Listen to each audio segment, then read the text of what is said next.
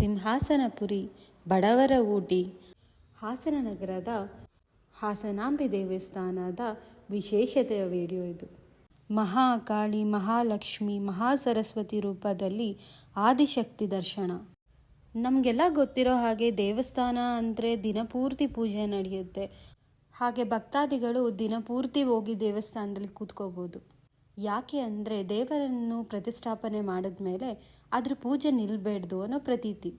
ಹಾಗೆ ದೇವರ ಪೂಜೆಯಲ್ಲಿ ಅದರದೇ ಆದ ರೀತಿ ನೀತಿ ಎಲ್ಲವೂ ಇರುತ್ತೆ. ಹಾಗೆ ನೈವೇದ್ಯ ತಪ್ಪಿಸೋ ಹಾಗಿಲ್ಲ. ಆದರೆ ಈ ದೇವಸ್ಥಾನ ಸ್ವಲ್ಪ ವಿಭಿನ್ನವಾದದ್ದು. ಇಲ್ಲಿ ಇರುವುದು ಶಕ್ತಿ ದೇವತೆ. ದೇವರ ದರ್ಶನ ವರ್ಷ ಪೂರ್ತಿ ಇರುವುದಿಲ್ಲ, ಬರೀ ವರ್ಷಕ್ಕೊಮ್ಮೆ ಮಾತ್ರ. ಪ್ರತಿ ವರ್ಷ ವಿಜಯದಶಮಿ ಕಳೆದ 11 ದಿನಗಳ ನಂತರ ತಾಯಿ ಹಾಸನಾಂಬೆ ದರ್ಶನ ಶುರುವಾಗುತ್ತೆ. ಶಕ್ತಿ ದೇವಿಯ ದರ್ಶನಕ್ಕೆ ಸಾವಿರಾರು ಜನ, ಲಕ್ಷಾಂತರ ಜನ ಬಂದು ದರ್ಶನ ಭಾಗ್ಯವನ್ನು ಪಡೆಯುತ್ತಾರೆ. ಐತಿಹಾಸಿಕ ಮತ್ತು ಪೌರಾಣಿಕ ಹಿನ್ನೆಲೆ ಹೊಂದಿರುವ ದೇವಸ್ಥಾನ. ದಕ್ಷಿಣ ಕಾಶಿಯಿಂದ ಹೊರಟು ವಾಯು ಮಾರ್ಗದಲ್ಲಿ ಹಾಸನದಲ್ಲಿ ನೆಲೆಸಿರುವ ತಾಯಿ.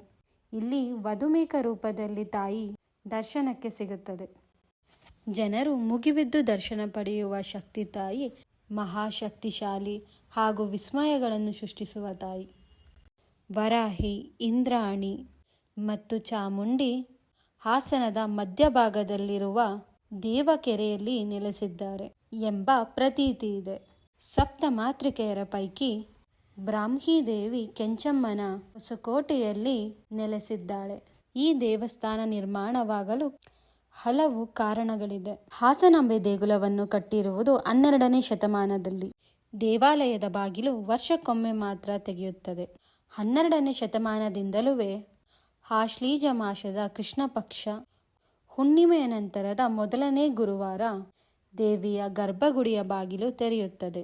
ಬಲಿಪಾಂಡ್ಯಮಿ ಮಾರನೆಯ ದಿನ ಶಾಸ್ತ್ರೋಕ್ತವಾಗಿ ಹಾಸನಾಂಬೆಗೆ ಪೂಜೆ ಸಲ್ಲಿಸಿ ಅಖಂಡ ದೀಪ ಬೆಳಗಿದ ನಂತರ ಬಾಗಿಲು ಮುಚ್ಚುವ ಸಂಪ್ರದಾಯ ನಡೆದು ಬಂದಿದೆ.